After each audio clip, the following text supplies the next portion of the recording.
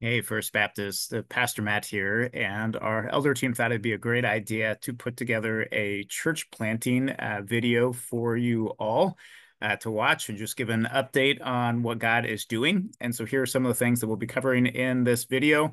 If you want to skip over some of the sections, that's more than fine. Many of you are probably already up to speed on the first couple and more excited about the ones on the latter end. But for those of you who may not know, we're going to go through what is church planting. So what do we mean by that? Why plant a church? So why are we planting a church at First Baptist? What our next steps are. So where we are in the overall process, and then where we're at with our search for a church planting resident, and then what the church planting resident's role description will be. So we'll go through these one by one. And again, feel free to skip through if you're already familiar with the first couple. But starting from the beginning with what is church planting. So church planting is the healthy, intentional process of sending out an organized body of believers or sending out a church to meet in a new location and live in light of the gospel. So this is not a church split. So some of you may have been part of a church split in the past where a church fights and they can't get it, they have disagreement on something, they can't resolve it. And so they split into two churches and they want nothing to do with each other. That's not what we're doing here at all. We are wanting to send out a healthy group of individual, so disciples who are ready to reach a group of people in a new area of Muscatine or a new area of Muscatine County or a new area of Iowa and share the gospel there. And so they're going to live out our mission to see Muscatine and the world live in light of the gospel somewhere else. But we're going to do it in a healthy way. So that is what church planting is. It's starting a new church in a new location in a healthy way. All right. And so you may be asking, well, why plant a church? Why not just continue doing what we're doing at First Baptist? And by God's grace, we'll just grow and grow and grow and grow and grow. And everything will be great here at our current location at 3003 Mulberry Avenue. Well, these are reasons why.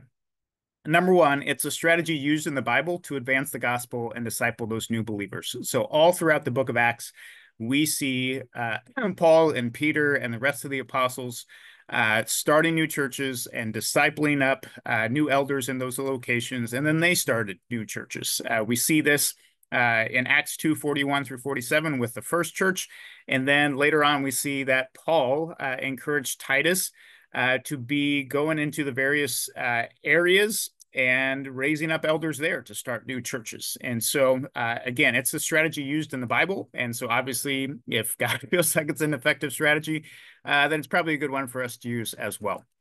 Secondly, new congregations will bring in 6 to 8 times more new people into the body of Christ than an older congregation of the same size. So our church is approaching being a very, very, very, very, very, very old church. So we were launched in 1841, which means that we're coming up on 183 years here this fall. And so churches can get set in their ways and they can be less and less effective of reaching the community. Sometimes people would say, well, I don't want to go to First Baptist because I've already been there. I've already tried that, but they will be willing to try a new congregation. And so, again, new people are more willing to attend and to try out a new church via a church plant than what they are an established church.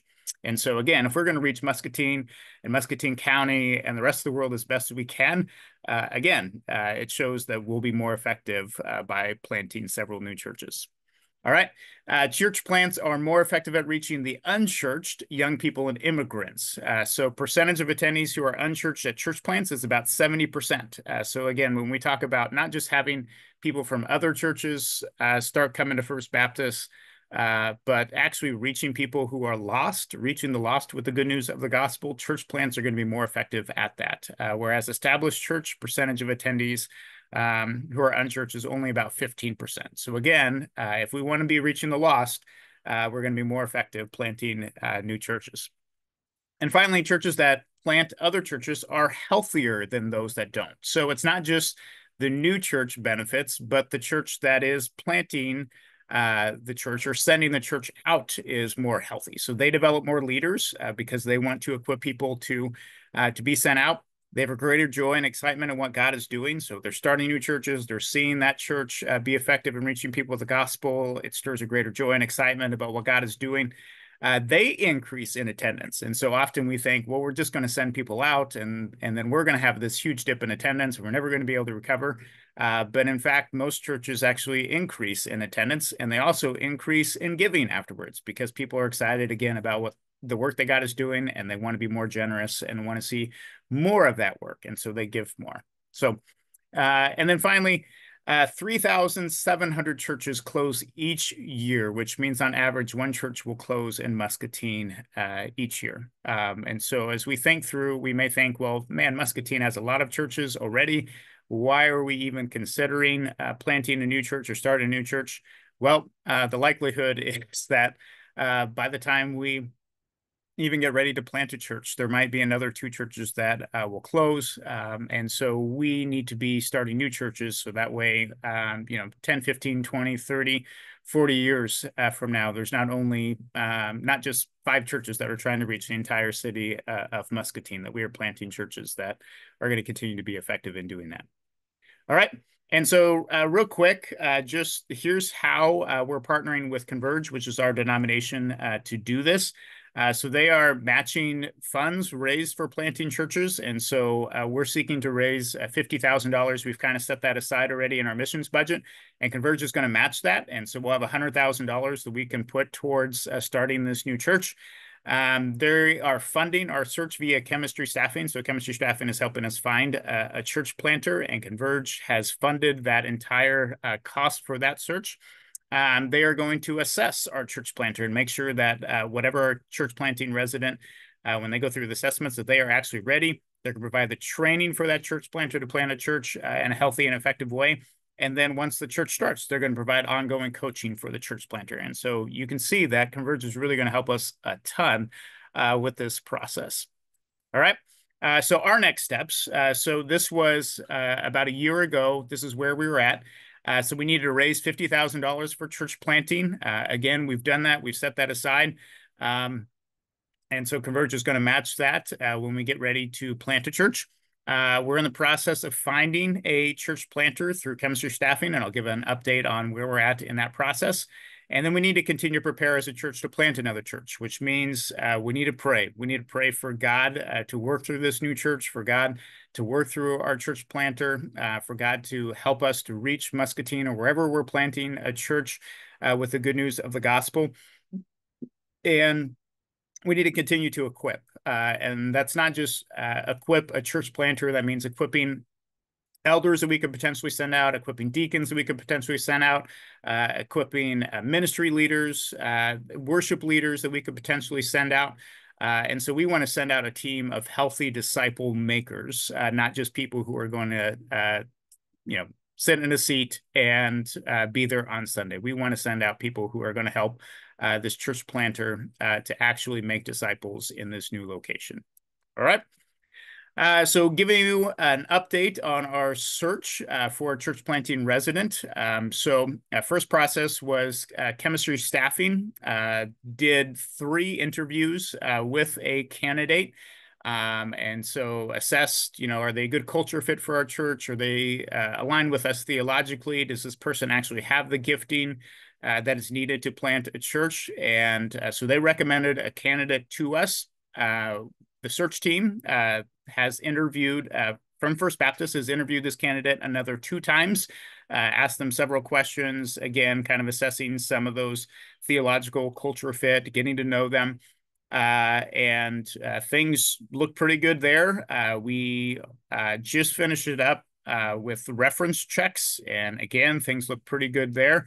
And so we're here in the next few days to a week. We'll begin final conversations with this candidate and to say, hey, our search team is continuing to pray through this. Are we aligned? This is the candidate we want to pursue. And then talking with the candidate, hey, are you aligned?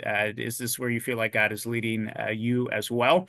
And if both of those questions are answered with a yes, then we would proceed with candidating weekend. And so ideally, we could be having an individual come and candidate this fall. if all works out well. But again, we'll keep you updated, up to date on that when we get the chance. Okay.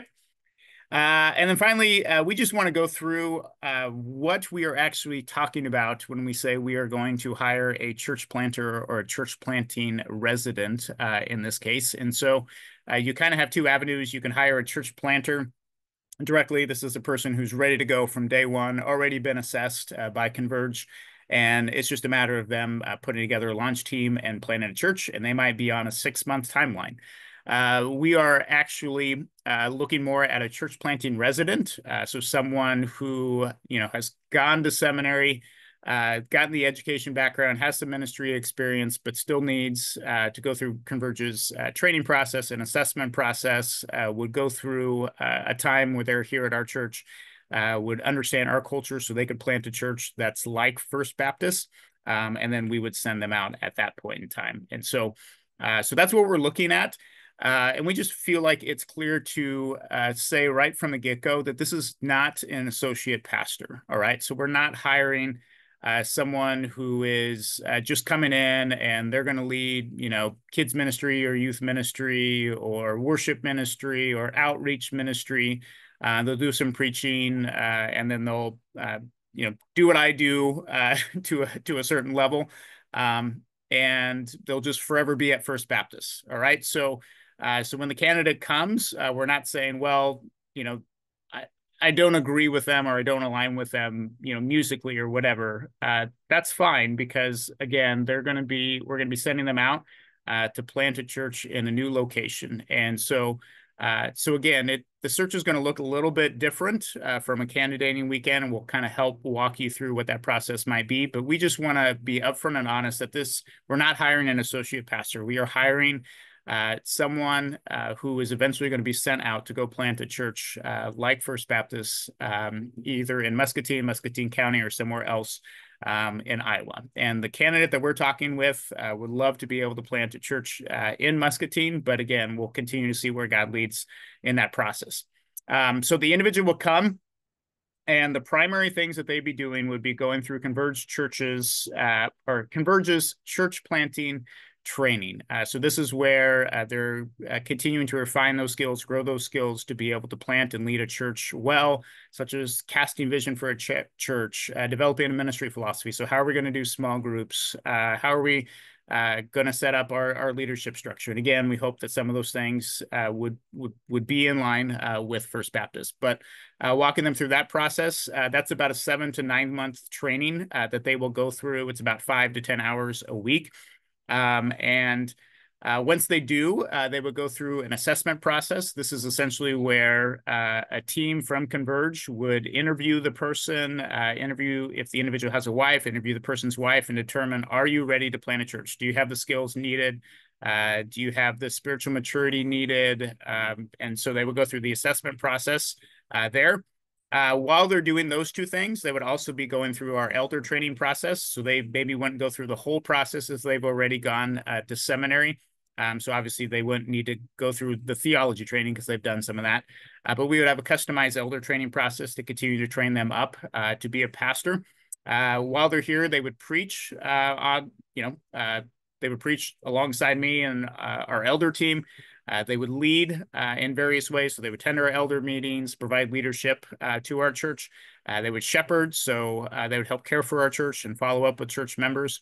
And then when the church planting training and assessment process are over, then they would begin to raise up a core team. So this is the group of 15 to 30 people from First Baptist. And then additional, 25, 30, 40 people from the community that would be the launch team that would go out, and they would the individual would begin preparing this team to go plant a church, which means, hey, this is our vision, these are our values, this is how we're going to do groups, this is when we're going to start, this is going to be our first outreach. These are the people that are going to be leading kids ministry, those type of questions. And so they're going to be in that process of raising up the core team and preparing for launch. And then as time permits, they will provide leadership in the area of outreach and evangelism here at First Baptist. And again, that's more so to gain experience in those areas, but also we'll be blessed by that at the same time. But again, We're not hiring an associate pastor of outreach and evangelism to where like we don't want to set the expectation this individual is going to be able to give 30 35 hours a week specifically to outreach and evangelism. It'll probably be more in the neighborhood of 10 to 20 hours, and maybe even decreasing towards the end as they raise up a core team. But again, so we're trying to give the focus of that is more to give the individual ministry experience more so than the personal benefit from our church. But again, we'll benefit as a church through their leadership as they preach, lead, shepherd, as they provide leadership and outreach and evangelism. So that's what I have. Again, I want to thank you for taking the time to get caught up with us about the work that God is doing. We're really excited about this individual, and we're praying things work out. And we'll keep you updated if and when we're able to schedule a candidating weekend with the individual, and we'll provide information about them leading up to that time. But for now, continue to pray for God to work, continue to pray for God to prepare us to be able to plant a church well. All right. Thank you, First Baptist.